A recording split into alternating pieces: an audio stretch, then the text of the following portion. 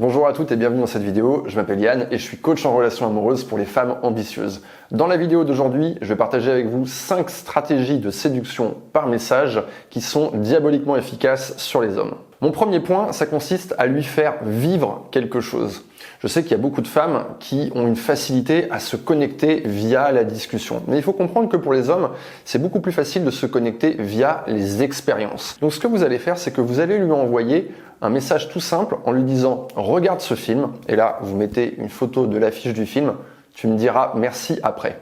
Donc vous allez lui faire vivre l'expérience de regarder ce film. Envoyez-lui un film exceptionnel que vous trouvez exceptionnel et ensuite derrière, ne le relancez pas. Laissez-le vivre cette expérience. S'il est intéressé, il va regarder le film et il va revenir vers vous derrière. Quand vous agissez de cette manière-là, c'est un don véritable que vous êtes en train de faire. Et il faut bien comprendre la différence entre donner et demander. J'ai beaucoup de mes clientes qui me disent « Mais Yann, je comprends pas, je suis toujours en train de lui donner, je donne beaucoup d'énergie. » Mais en fait, quand je regarde leur conversation, je vois qu'elles sont certes en train de beaucoup écrire au mec, mais elles sont en train de lui écrire beaucoup pour lui demander quelque chose. Elles lui posent des questions, elles veulent avoir des infos, elles veulent en fait que le mec leur écrive. Donc elles sont pas dans le pur don, elles sont en réalité dans la pure demande. Donc c'est pas tellement la question du nombre de messages qui nous intéresse, mais c'est à travers ce message, est-ce que je suis en train de lui partager véritablement quelque chose ou est-ce que je suis juste en train de parler pour parler? Mon deuxième conseil, c'est prenez l'initiative de faire un vocal. Ne vous justifiez pas, ne demandez pas, juste à un moment donné, vous avez un truc à lui dire, au lieu de lui répondre à l'écrit, vous passez au vocal directement.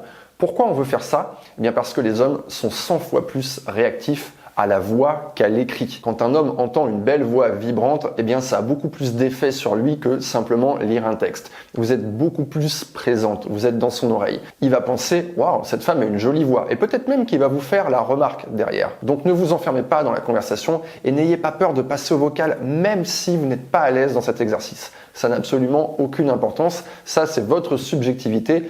Personne n'aime sa propre voix. J'ai même envie de vous dire, une fois que vous lui avez envoyé un vocal, ne réécoutez surtout pas le message. Mon troisième conseil, c'est parler de la concurrence. Faites naître l'idée de la concurrence. Les hommes ne vous le diront jamais, mais ils sont très réactifs à ça. Parce qu'à partir du moment où les hommes ont connaissance de la concurrence, c'est quelque chose qui les émoustille, qui les agace un petit peu, ils ont envie de réagir, ils se sentent un peu plus en compétition. Vous, c'est important de lui faire savoir ça. Vous lui faites comprendre que, hey, je suis une femme, il y a plein d'hommes que je séduis au quotidien. Tu fais partie d'entre eux, mais tu n'es pas le seul. Ça vous permet d'occuper votre position de puissance. Quatrième conseil, utilisez la photographie. C'est quelque chose qui va vous permettre d'enrichir énormément votre expérience de communication avec un homme. Mais attention, quand je dis prendre des photos, je ne parle pas de prendre des photos de vous, ce serait trop facile. Non, prenez des photos de votre environnement. C'est pas vous qui doit voir, c'est ce que vous êtes en train de faire. Donc, les endroits où vous allez, les choses que vous créez, les choses que vous observez, et envoyez-lui ça. Ne lui envoyez pas 36 photos, une seule à la fois. Ne les multipliez pas, ça ne sert à rien.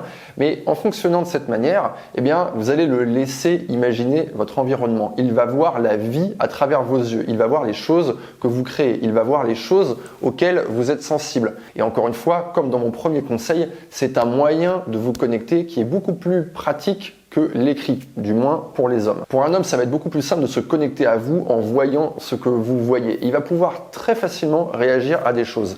Bien sûr, les photos peuvent devenir un moyen d'introduire la notion de flirt dans une discussion. Il suffit pour ça, en fait, non pas qu'on vous voit entièrement ou que vous montriez à cet homme à quel point vous êtes belle.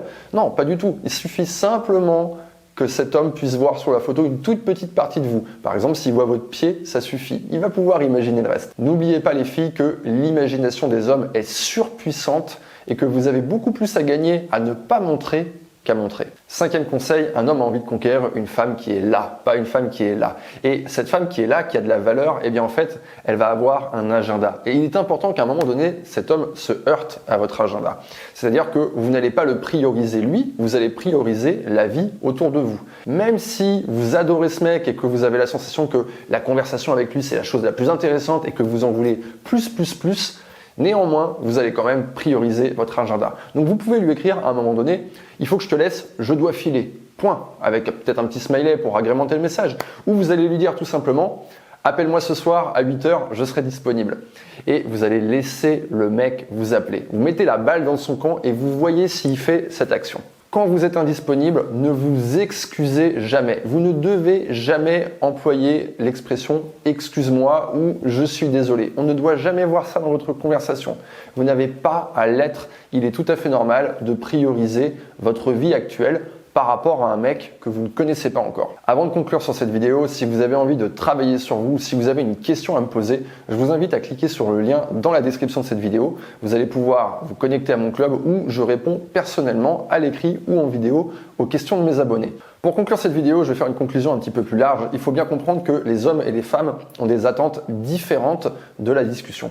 Très souvent, les femmes vont discuter pour le plaisir d'échanger des informations, de découvrir l'autre et cherchent à avoir une connexion par ce moyen. Les hommes, d'un autre côté, ont un peu plus de mal à avoir une connexion par ce moyen, donc ils vont utiliser les messages dans le but d'atteindre un objectif. J'écris à cette femme parce que j'ai envie de la rencontrer. Et je sais que pour la rencontrer, je dois lui écrire un certain temps. Une fois que j'ai rencontré et que je vois qu'elle me plaît, je vais encore prendre mon téléphone et je vais lui écrire pour la revoir. Donc c'est deux approches totalement différentes. Et il faut bien les comprendre parce que c'est souvent de là, en tout cas je le vois en coaching, que débutent les malentendus.